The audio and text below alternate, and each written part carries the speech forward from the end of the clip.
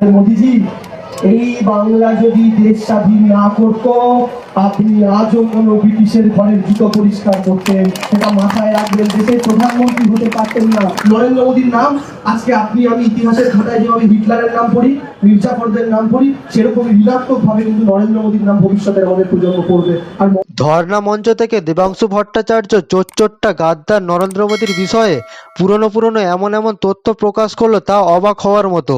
এই নরেন্দ্র মোদী ব্রিটিশদের চাটুকারিতা করে দেশের সাথে গাদ্দারি করে এখন প্রধানমন্ত্রী হয়েছে, আবার আসল দেশবাসীদেরই সার্টিফিকেট চাইছে। কত বড় গাদ্দার হলে, কত বড় বেঈমান হলে এই রকম হয়। তারপরে ধর্ণা মঞ্চ থেকে দেবাংশু ভট্টাচার্য এই বিজেপির বড় বড় নেতাদের বিরুদ্ধে আগামীতে কি পদক্ষেপ নেওয়া হবে সেগুলি ফাঁস করলেন। তাতেই বিপদে পড়ে বিজেপির বড় বড় নেতারা। চলুন তাহলে দেখে নিন দেবাংশু ভট্টাচার্য বিজেপি নেতাদের বিরুদ্ধে কি বড় পদক্ষেপ নিল এই ধর্ণা মঞ্চ থেকে। আপনারা রাজ্য সরকারকেও ট্যাক্স দেন, কেন্দ্রের সরকারকেও ট্যাক্স দেন। আপনি 1 টাকার শ্যাম্পুর পাতা কিনলে ওখান থেকে রাজ্য কেন্দ্র দুজনকে ট্যাক্স দিচ্ছেন। জিএসটি হয়ে যাওয়ার পর কেন্দ্রীয় সরকার গোটা টাকাটা নিয়ে চলে যায়। নিয়ম কি? আপনি 1 টাকা ধরুন ট্যাক্স দিলেন, 50 পয়সা কেন্দ্রের, 50 পয়সা রাজ্য। নিয়ম কি? ওই রাজ্যের 50 পয়সা রাজ্যের কাছে থাকবে, কেন্দ্রের 50 পয়সা কেন্দ্রের কাছে। এবার ধরুন নরেন্দ্র মোদী 1 টাকাটাই নিয়ে চলে গেল। যে 50 পয়সা আমাকে দেওয়ার কথা, সেই 50 পয়সা যখন চাইতে যাচ্ছি বলতে দেবো না, আপনি কি করবেন?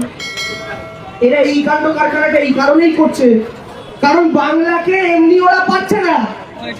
আপনার সাথে ধরুন একজন বন্ধুর পাঞ্জা লড়াই হচ্ছে, সেই পাঞ্জা লড়াই করতে গিয়ে আপনি খুব স্বাস্থ্যকর মানুষ, আপনার সেই বন্ধুটা 1 লাখ টাকা, সে পাঞ্জা লড়তে পারবে না, আপনাকে হারাতে পারবে না, তখন সে কি করবে? যখন পাঞ্জা লড়তে পারবে না, আপনি দুপুরে যে খাবারটা খাচ্ছেন তাতে লুকিয়ে বিষ মেশাবে। কেন? কারণ শক্তি দিয়ে তার আপনাকে হারানোর ক্ষমতা নেই, তাই লুকিয়ে বিষ মেশাচ্ছে। নরেন্দ্র মোদী 5 ফুট 2 ইঞ্চি মেয়েটার সাথে লড়াই করে পারছে না, ভোটে হারাতে পারছে না, হেলিকপ্টার এনে পারছে না, ইডি এনে পারছে না, সিবিআই এনে পারছে না, দল ভাঙিয়েও পারছে না, আর অনেক অস্ত্র শস্ত্র ব্যবহার করে পারছে না। তো কি করো? ওই লুকিয়ে খাবারে বিষ মিশিয়ে দেওয়ার মতো। কি? পেটের ভাতটাই আটকে দাও। পেটের ভাত আটকে দাও মানে কি? এই মানুষগুলো কাজ করেছে, প্রত্যেকে প্রাপ্য টাকা। আপনি কোথাও কাজ করে যদি পয়সা না পান, আপনার কেমন লাগবে? সেই মানুষগুলো কাজ করেছে, তারপরে মোদী বলছে পয়সা দেবো না। কেন বলছে? বলে বাংলায় 100 দিনের কাজে দুর্নীতি হয়েছে। আপনাদের জানা উচিত দুর্নীতি মানে কি। বলছে ভুয়ো জব কার্ড, মানে যে কার্ড দেখি 100 দিনের কাজ হয়, সেই কার্ড নাকি বাংলায় ভুয়ো, তাই বাংলায় টাকা দেবে। ঠিক বলেছে, বাংলায় ভুয়ো জব কার্ড বেরিয়েছে, এই কথাটা ঠিক। কিন্তু অদ্ভুত ব্যাপার কি জানেন? এই যে ভুয়ো জব কার্ড, সব রাজ্যে ভুয়ো জব কার্ড বেরিয়েছে। এখন নরেন্দ্র মোদী একদিন একটা তালিকা চলালেন, কোন রাজ্যে কত ভুয়ো জব কার্ড। আমার 3 ইডিয়টস সিনেমাটা মনে পড়ে গেল। রাজু ওর যে বন্ধুরা, তারা যখন রেজাল্ট বেরোলো, রেজাল্ট দেখতে গেছিল, তারা খুঁজছিল তাদের বন্ধুর র্যাঙ্কশন নাম্বার কোথা থেকে আসবে। তারা নিচ থেকে দেখা শুরু করেছিল, মনে আছে? কেন নিচ থেকে দেখা শুরু করেছিল? তারা নিশ্চিত ছিল যে ও তো একটা লাস্টের দিকেই থাকবে। তো উপর দিকে দেখে মাথা ঘুরে গেছিল। যে তখন একটা কথা বলেছিল যে নিজে ফেল করেছি, কষ্ট হয়নি, তার চেয়ে বেশি কষ্ট বন্ধু ফার্স্ট হয়ে গেছে। মনে আছে সিনটা? এরকম নরেন্দ্র মোদী একটা তালিকা চলালো, কোন রাজ্যে সবচেয়ে বেশি ভুয়ো জব কার্ড, কত ranking, first boy, second boy, third বয়। তো আমি তো গিয়েই আগে আমি উল্টো র্যাঞ্চোর বন্ধুদের মতো ওরা নিচ থেকে শুরু করেছিলাম, ওপর থেকে। কারণ আমি জানি নরেন্দ্র মোদী বাংলার টাকাটা আটকেছেন, মানে নিশ্চয়ই ভুয়ো জব কার্ডে বাংলা 1 নম্বর। সবচেয়ে বেশি ভুয়ো জব কার্ড বাংলা থেকে বেরিয়েছে, তাই বাংলার টাকা আটকেছে। আমি তো লিস্টটা শুরু থেকে দেখা শুরু করলাম, আমি অবাক। র্যাঞ্চোর বন্ধুরা তো তোমরা করেনি। আমি তাকিয়ে দেখি ওই তালিকায় 1 নম্বরে যোগী বাবার উত্তরপ্রদেশ। অবাক। তারপরে আমি খোঁজ নিলাম, উত্তরপ্রদেশেরও কি মোদীজি টাকা আটকে দিয়েছেন? খোঁজ নিয়ে দেখলাম না, উত্তরপ্রদেশ টাকা পাচ্ছে। 2 নম্বরে গেলাম, আরো অবাক হয়ে গেলাম, দেখলাম বিহার। নরেন্দ্র মোদী টাকা আটকেছেন না? আটকাননি, টাকা পাচ্ছে। এবার উপরের দিকে যখন পশ্চিমবঙ্গকে দেখতে গেলাম, আমি নিচের দিক থেকে দেখা শুরু করলাম। দেখি নিচের দিক থেকে 3-4 নম্বরে পশ্চিমবঙ্গ। দেশের সবচেয়ে বড় 5টা রাজ্য যাদের সবচেয়ে কম ভুয়ো জব কার্ড বেরিয়েছে, তার মধ্যে পশ্চিমবঙ্গ র্যাঙ্ক করছে 1 থেকে 5-এ। কিন্তু তারপরে যখন আমি খোঁজ নিলাম, তাহলে বাংলার টাকাটা কি চালু করে দিয়েছে? শুনলাম না, আটকে রেখে দিয়েছে। তার মানে সবচেয়ে বেশি ভুয়ো জব কার্ড উত্তরপ্রদেশ টাকা পাচ্ছে, সবচেয়ে কম ভুয়ো জব কার্ড বাংলা টাকা বলবে। এটা কেন? ওই বন্ধুর গল্প, পাঞ্জায় হারাতে পারেনি, ভাতে বিষ মিশিয়ে দিয়েছে। নরেন্দ্র মোদী হচ্ছে সেই কুচুটে বন্ধুটার মতো, যে এইরকম ভাবে বাংলার পেটের ভাতটা মারছে। এই কারণে মমতা বন্দ্যোপাধ্যায় ঘটনা করছে, তার স্বার্থ নেই কিছু। 100 দিনের কাজের জন্য যদি টাকা না পায়, দিদির কাজ করা কি হবে? মুখ্যমন্ত্রী পদ থেকে সরে যাবে? রাজ্যে তৃণমূলের সরকার পড়ে যাবে? না তৃণমূলের এলাকায় কমে যাবে? কিচ্ছু হবে না। তারপর দিদি আন্দোলনটা কেন করছে জানেন? দিদি আন্দোলনটা করছে এই সাধারণ মানুষগুলো তারা যেন টাকাটা পায়, তারা যেন টাকাটা পেতে পারে। কিন্তু এই লড়াইতে সবচেয়ে অদ্ভুত ভাবে দেখছি, অদ্ভুত রোল প্লে করছে সিপিএম। সিপিএম এমন একটা পার্টি, স্যান্ডো গেঞ্জির বুক পকেট। স্যান্ডো গেঞ্জির বুক পকেট মানে বুঝছেন? ঢাল নেই, তরোয়াল নেই, হিজিরাম সর্দার। মোদিজির নাম বেশি মিলে একটু আটকে যায়। এই সিপিএম পার্টি ফুসকারি দিচ্ছে বিজেপিকে, আরো বেশি করে টাকা আটকা, আরো বেশি করে টাকা আটকা। কেন? সিপিএম এখন নিজের লড়াই করার ক্ষমতা নেই, বিজেপি ফুসকারি দিচ্ছে। এখন সিপিএম পার্টিটার অবস্থা কি পশ্চিমবঙ্গে? দেখবেন আপনাদের অনেকের বাড়িতে পুরনো সোফা থাকে, ফেটে স্ক্রিন বেরিয়ে গেছে, দেখলেন? সিপিএম পার্টি হচ্ছে ফেটে স্ক্রিন বেরিয়ে গেছে সোফার, তাও বাড়িতে রাখা রয়েছে যে দাদু ব্যবহার করতো, নস্টালজিয়া। সিপিএম পার্টি হচ্ছে এখন বাংলার পলিটিক্সে নস্টালজিয়া, দাদু ব্যবহার করতে পারে, বাড়িতে আছে, কিন্তু স্ক্রিন ফেটে বেরিয়ে এসছে, কেউ সেই সোফা ব্যবহার করতে পারে না। এখন সেই সিপিএম যাদের এই পরিস্থিতি, তারা এখন মিলেছে বিজেপির সঙ্গে, মিলে কি বলছে? টাকা দাও, টাকা আটকে বেশ করেছে। অদ্ভুত ব্যাপার কি জানেন? সিপিএম এর একটা রাজ্য আছে কেরালা, ওই কেরালাতেও বহু প্রকল্পে টাকা বন্ধ করেছে মোদী।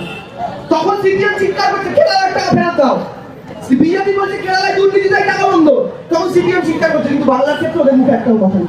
কেন এই পরিস্থিতি? এখন এগুলো কি আন্দোলন হবে? এটা তো মোদী জানতেন, দিদি আন্দোলন করানো জেনে না কি করে চোখ ঘোরানো যায়? মোদীজি সব ঠিক করলো, কোনো উপায় নেই, আটকানো যাবে না।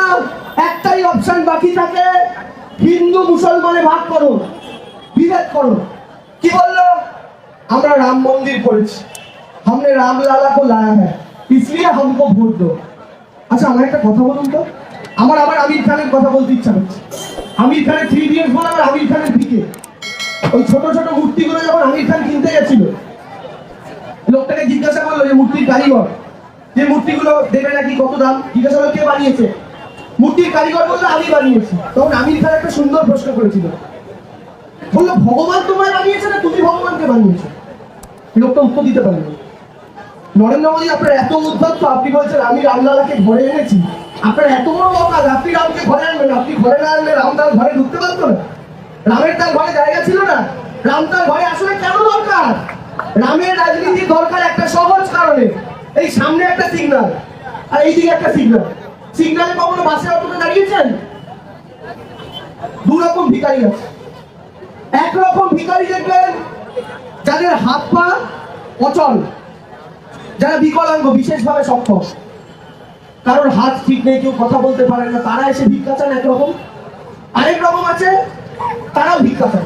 কিন্তু প্রথম প্রকার মানুষজন যখন ভিক্ষা চান, আমি আপনি অনেকেই কিন্তু ভিক্ষা দিই। কেন ভিক্ষা দিই? কি ভেবে? আমরা কেন সহযোগিতার হাত বাড়িয়ে দিই?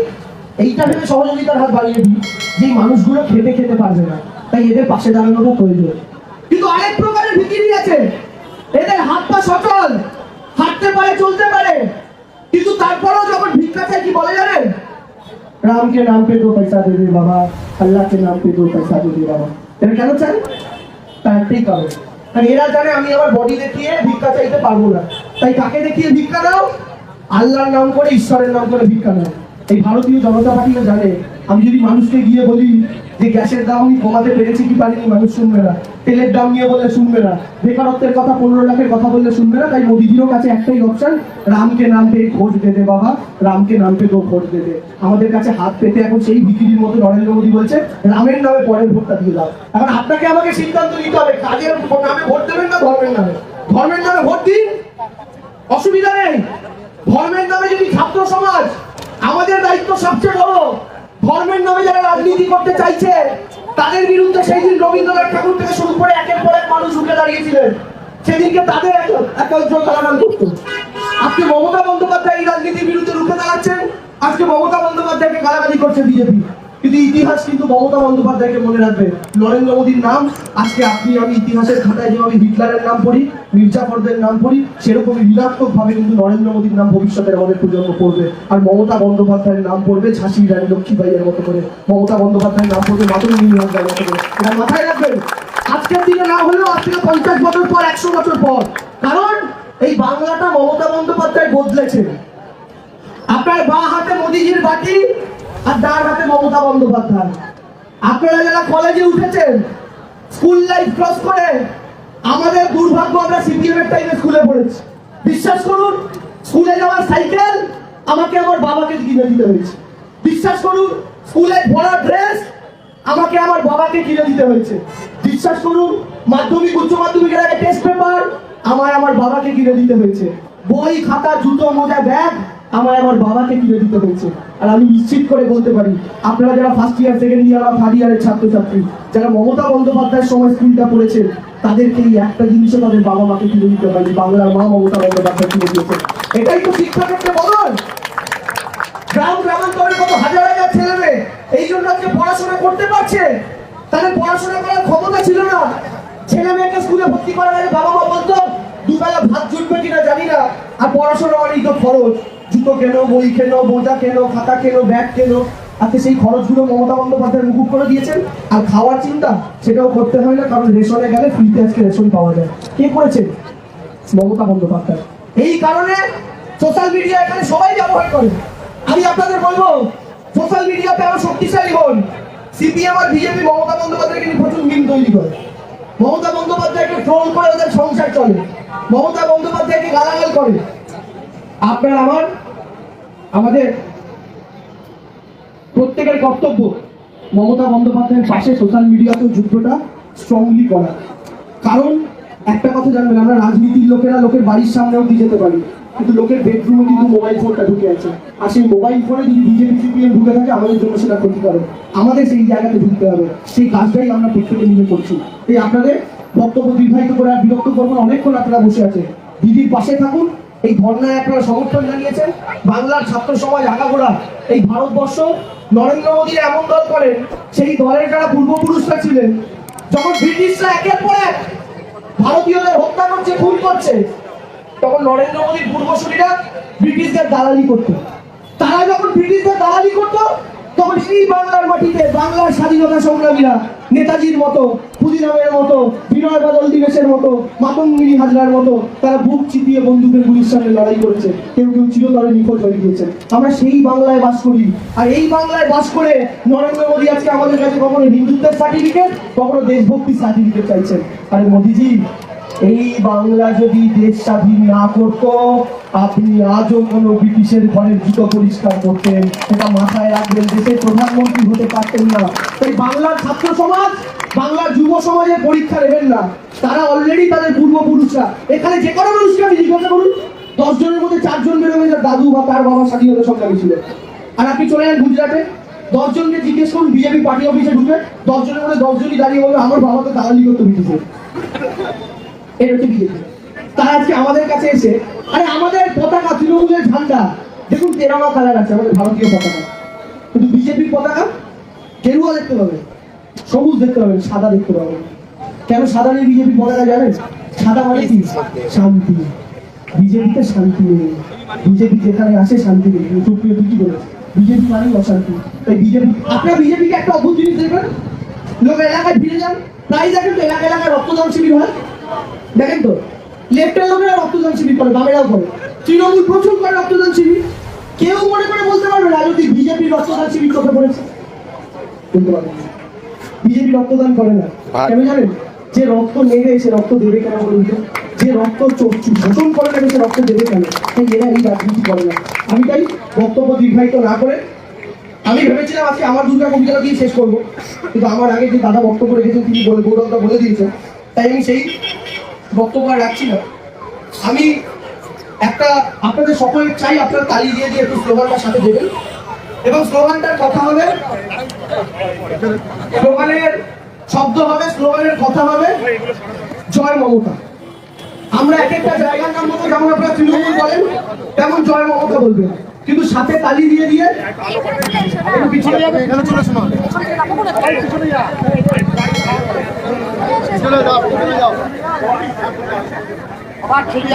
বাবু বাবু চাপ চাপ চাপ চাপ চাপ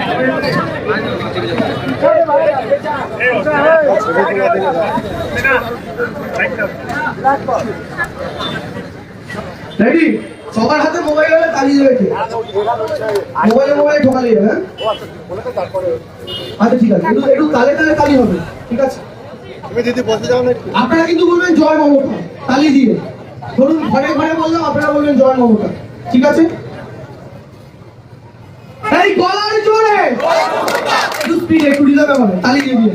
এই গলার জোরে দু হাত তুলে এগিয়ে এসে হাওয়ায় ভেসে নদীর ধারে ধারে ধারে গলার জোরে দু হাত তুলে নদীর ধারে ধারে ধারে পাড়ায় পাড়ায় কুচবিহারে ঘরে ঘরে কুচবিহারে জলপাইগুড়ি দার্জিলিংয়ে হাওড়া জুড়ে কালুরঘাটে জলপাইগুড়ি কোচবিহারে রায়গঞ্জে বালুরঘাটে মালদা জুড়ে জঙ্গিপুরে